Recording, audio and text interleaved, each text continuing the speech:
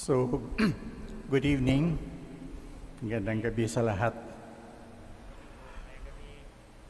Ako si Brother Eugene. Oo. Brother talaga. Kasi ang next niyan is may mga tanong na, kailan ka magpapari? Ang tanda mo na. Ako ay brother talaga. I will tell you about myself towards the concluding part of my sharing tonight. So today, we celebrate Saints Peter and Paul.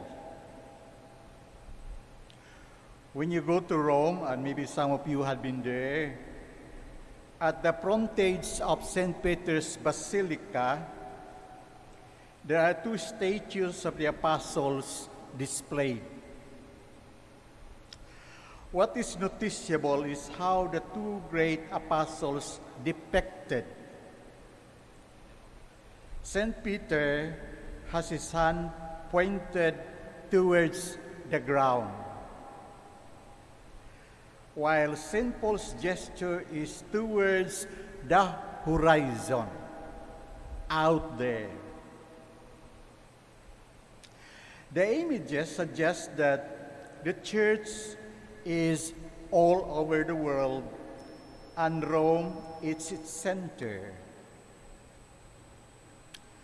Some jokers suggest the interpretation that Peter is saying decisions are made here, while Paul is saying, but they are implemented out there.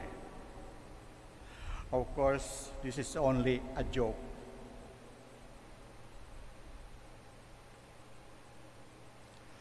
Our shrine, the Divine Word, is celebrating the entire month of June as Vocation Month. Yes, each one of us has a vocation. You and I has a vocation, just like Peter and Paul.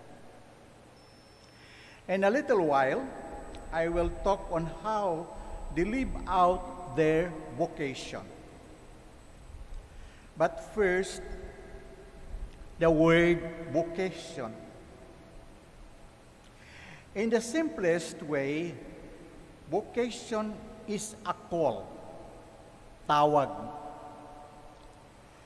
A call that you cannot resist. And because you cannot resist, you have an interest and passion for it, even to the point of giving your life until death. Why? Bakit? Because there's a sense of purpose and meaning of it. In the recent concluded family assembly in Rome, Pope Francis said to the family, your vocation as a family person is a vocation to the path of holiness. Maging banal tayo kung susundin natin ang ating bokasyon.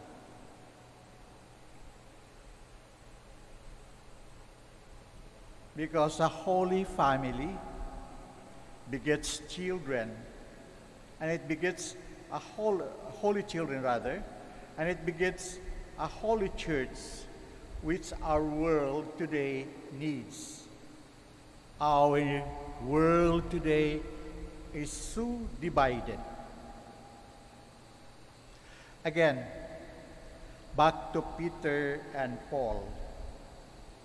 Jesus said to Peter, you are Peter, and upon the rock I will build my church, and the gates of hell cannot overcome it. Yes, St. Peter became the pillar of our Christian church, that he gave his life for it. While Paul, in the second reading, that's verses 6 to 7, we see that Paul is imprisoned and now an old man. So he reviewed his life. He said, "The time of my departure is at hand. I have competed well. I have finished the race. I have kept the faith." Don't we wish we are living our life in this way or manner? Meaning living the vocation that God calls us.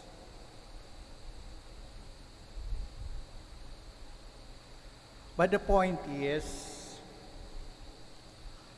are we clear of our vocation in life? If you try to imagine, what is your life for Jesus?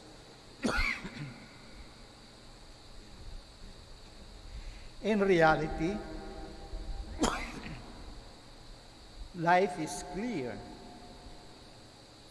It's not hit and miss. I am accompanying young people, and I'm hearing this several times. Depende.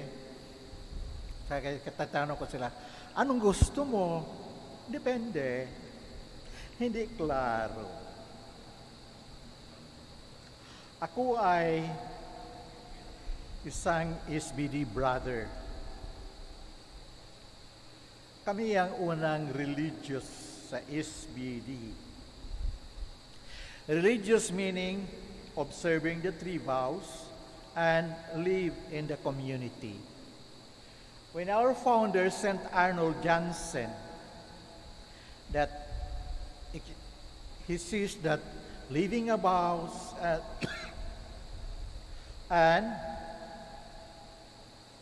living together in a community is possible and doable, he extended this to the priest. That's why SVD now is priest and brothers together. Then you might be asking, but why do we have to be clear of our vocation? Because clarity of our vocation challenges us to know and understand God's purpose in our life. God's will for us. Okay, what is God's will for us? What is it? In God, we discover the fullness and joy or happiness. Parang wala ka ng ibang hahanapin pa. Ito na talaga. Klaro sa akin ang my identity as brother. It is so important that we have an identity. Why? Because it will provide us energy and vitality, especially in moments of discouragement and failures. So identity provides us a sense of energy or vitality. And the last question you might say, how do I know that this is my vocation in life?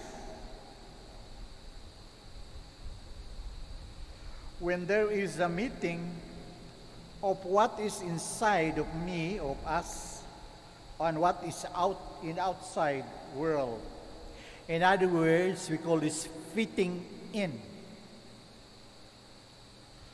According to an author, Frederick Buechner, my deep gladness meets the hunger of the world. So my deep joy meets the deep hunger of the world.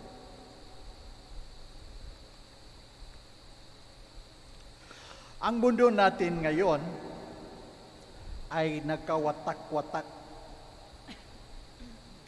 Kailangan ang brotherhood o fraternity. Kailangan sisterhood or sorority. Ang aking profession ay isang teacher and guidance counselor. Tinutulungan ko ang mga seminarista sa paghanap ng kanilang sense of purpose and meaning on life. Ginagawa ko na ito for 40 years. 40. Pero ngayon, 71 na ako. Retirable. Kailangan may papalit na sa akin. Kaya, kung gusto ninyo mag-brother, ang inyong relatives, o ang inyong anak, just please apply for Father Dondon Rolyon. And of course, with his assistant, Father Nonito Gallego, here in Christ the King. Sila ang ating vocation director. We need more brothers in the church as a witness of God's love and mercy. Marami pong salamat.